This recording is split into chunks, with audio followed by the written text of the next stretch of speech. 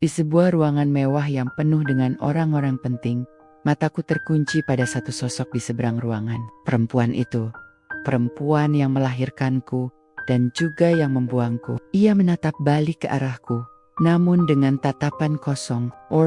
Ia tidak mengenaliku dalam balutan blazer mahalku, dengan tatanan rambut yang rapi, dan senyum tipis yang tak bisa ia baca. Jantungku tidak berdebar kencang. Anehnya, aku merasa sangat tenang. Puluhan tahun, aku membayangkan momen ini. Dan ternyata, rasanya seperti ini.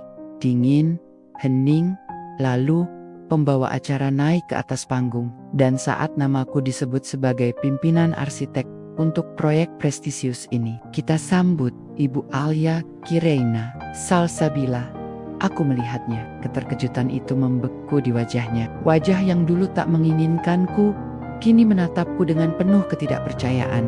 Nama itu, nama yang ia berikan, lalu ia buang. Bagaimana seorang anak yang dibuang di gang sempit bisa berdiri di ruangan itu? Dan apa yang terjadi setelah tatapan mereka bertemu? Ini adalah sebuah kisah tentang luka, kekuatan, dan sebuah pertanyaan abadi tentang memaafkan. Sebelum kita membongkar keseluruhan kisah yang sangat menyentuh ini, perkenalkan, selamat datang di channel Cahaya Sehat Lansia, tempat kita berbagi cerita dan ilmu untuk menguatkan jiwa dan raga. Jika Anda merasa cerita-cerita seperti ini penting untuk dibagikan, kami mohon dukungannya dengan menekan tombol like dan subscribe.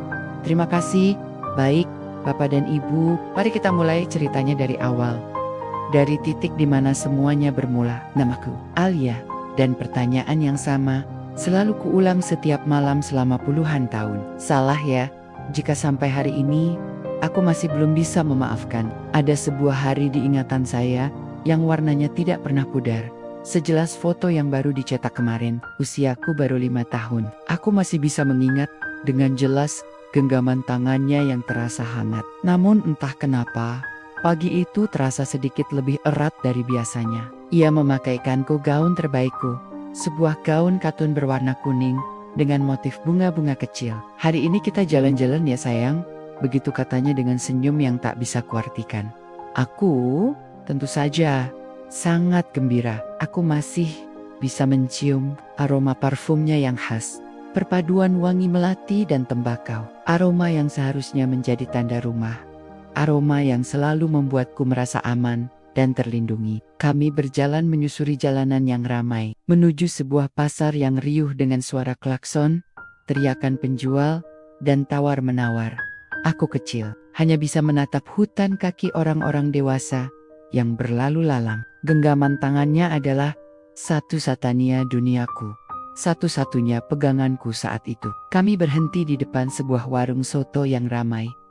Uap panasnya mengepul wangi. Ia berjongkok di hadapanku, merapikan poniku yang sedikit berantakan. Tatapan matanya aneh. Ada sesuatu di sana yang tidak kupahami. Alia, tunggu di sini sebentar ya. Duduk yang manis di bangku ini. Ibu mau beli sesuatu dulu di seberang sana. Janji ya, jangan kemana-mana. Aku mengangguk dengan patuh. Dengan seluruh kepolosan seorang anak 5 tahun yang percaya penuh pada ibunya. Aku duduk di bangku kayu yang tinggi.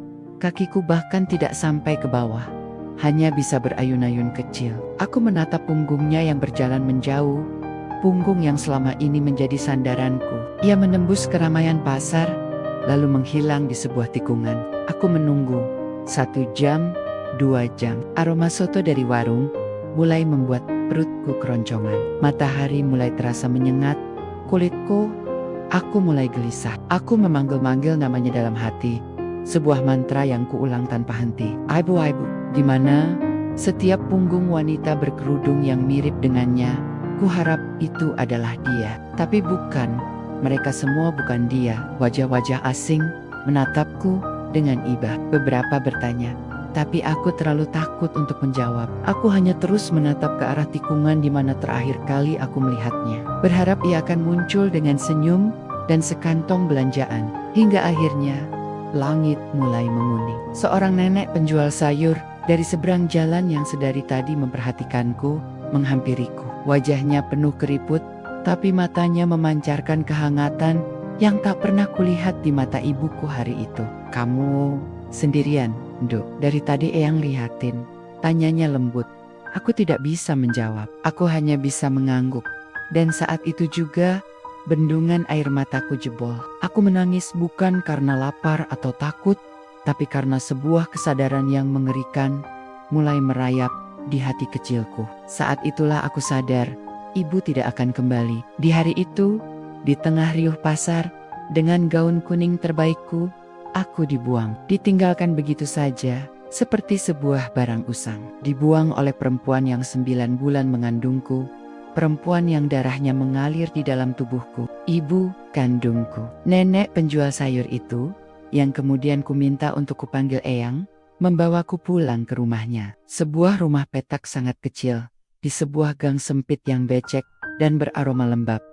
Di sanalah aku tumbuh. Di sanalah babak baru hidupku dimulai. Eyang adalah malaikat tak bersayapku. Ia memberiku makan dari hasil jualannya yang tak seberapa. Ia menyekolahkanku dengan uang receh yang ia kumpulkan setiap hari dalam sebuah kaleng biskuit tua. Beliau memberiku segalanya yang ia punya. Atap untuk berteduh, sepiring nasi untuk mengganjal perut, dan sebuah pelukan hangat setiap kali aku menangis di malam hari. Tapi ada satu hal yang tak bisa ia berikan. Satu hal yang selalu menjadi lubang menganga di hatiku. Jawaban atas pertanyaanku, kenapa Eyang? Kenapa ibu membuangku? Masa kecilku dihabiskan dengan cemoohan. Alia anak pungut, Alia nggak punya ibu, Alia anak haram. Teriakan-teriakan itu menjadi lagu pengiringku setiap kali berjalan pulang dari sekolah. Aku belajar untuk menulikan telinga dan mengeraskan hati. Aku melarikan diri ke dalam buku. Setiap malam, aku belajar di bawah temaram lampu 5 watt, ditemani suara jangkrik dan aroma sayuran layu dari keranjang Eyang. Aku berjanji pada diriku sendiri, aku harus menjadi pintar. Aku harus menjadi seseorang, aku harus membuat mereka semua menelan kata-kata mereka. Luka terbesar dalam hidupku terjadi lagi saat usiaku sekitar 10 tahun. Luka yang mengkonfirmasi bahwa aku memang tidak diinginkan. Suatu hari, saat membantu Eyang berjualan di pasar yang sama, pasar yang menjadi saksi bisu perpisahanku dari Keyohan, aku melihatnya lagi. Ibu, ia tampak sangat berbeda, lebih gemuk, lebih terawat, bajunya bagus, dan ia tampak sangat bahagia. Ia sedang tertawa sambil memilih buah, digandeng oleh seorang pria yang bukan ayahku. Dan di sampingnya ada seorang anak laki-laki kecil yang lucu dan berpakaian rapi. Jantungku seolah berhenti berdetak. Separuh diriku ingin lari dan bersembunyi di balik keranjang sayur Eyang. Tapi separuh diriku yang lain, diriku yang masih berusia 5 tahun dan penuh harap, tanpa sadar melangkah ke arahnya. Aku tidak tahu apa yang ingin kukatakan. Aku hanya ingin berada di dekatnya, mencium kembali aroma parfumnya. Aku berdiri beberapa langkah di belakangnya, dengan tangan gemetar dan baju yang lusuh. Lalu dengan suara yang paling lirih, aku berucap, "Ibu." Ia menoleh selama sepersekian detik yang terasa seperti selamanya. Aku melihat matanya melebar. Ia mengenaliku. Aku melihatnya. Tapi kemudian tatapannya berubah menjadi dingin. Lebih dingin dari es balok yang dijual di pasar itu. Ia menarik tangan anak laki-laki itu mendekat pada suaminya dan berbisik, namun cukup keras untuk ku dengar, "Ayo kita pergi dari sini, Mas. Banyak pengemis yang mengganggu." Kata pengemis itu. Kata itu menghantamku seperti godam. Di hari itu, aku tidak hanya dibuang, aku dihapus. Keberadaanku dianggap sebagai gangguan yang memalukan. Aku kembali ke lapak Eyang dengan langkah gontai. Air mata sudah mengering, bahkan sebelum sempat jatuh. Jiwaku terasa remuk. Eyang memelukku erat. Beliau tidak bertanya apa-apa. Beliau hanya mengusap punggungku sambil berbisik, "Yang kuat ya, Nduk, Gusti Allah, ora sare." Tuhan tidak tidur. Malam itu, aku tidak menangis lagi. Sesuatu di dalam diriku telah mati, tapi sesuatu yang lain, yang lebih keras, lebih dingin, dan lebih tajam, mulai tumbuh menggantikannya. Sejak kejadian di pasar itu, aku berubah. Aku tidak lagi merindukan ibu. Aku membencinya, tapi kebencianku bukanlah kebencian yang meledak-ledak. Ia adalah kebencian yang dingin, yang teratur, yang menjadi bahan bakar bagi setiap tarikan napasku. Aku tidak lagi menangis. Air mataku sudah habis. Aku menggantinya dengan ambisi. Tahun-tahun masa remajaku berlalu, dalam ritme yang sama. Pagi hari di sekolah, dengan seragam yang sedikit lusuh, yang dijahit ulang oleh Eyang. Sore hari mencuci piring di warung makan Padang, hingga tanganku kapalan dan berbau rendang. Malam hari, belajar di bawah temaram lampu, hingga mataku perih dan kepalaku pusing. Aku tidak punya waktu untuk bermain. Temanku hanya buku, mimpiku hanya satu, sukses. Sukses yang absolut. Sukses yang tidak bisa diabaikan. Eyang sering menasihatiku, jangan belajar terlalu keras, Nduk. Jaga kesehatanmu, nanti kamu sakit. Aku hanya tersenyum tipis. Beliau tidak tahu, aku tidak belajar untuk menjadi yang terpintar. Aku bekerja, bukan untuk menjadi yang terkaya. Aku hanya ingin membangun sebuah gedung yang begitu tinggi, begitu megah, hingga dari puncaknya, aku bisa menatap ke bawah dan berkata pada bayangan perempuan itu, lihat aku sekarang. Anak yang kau buang ini tidak hancur. Ia justru belajar membangun dunianya sendiri.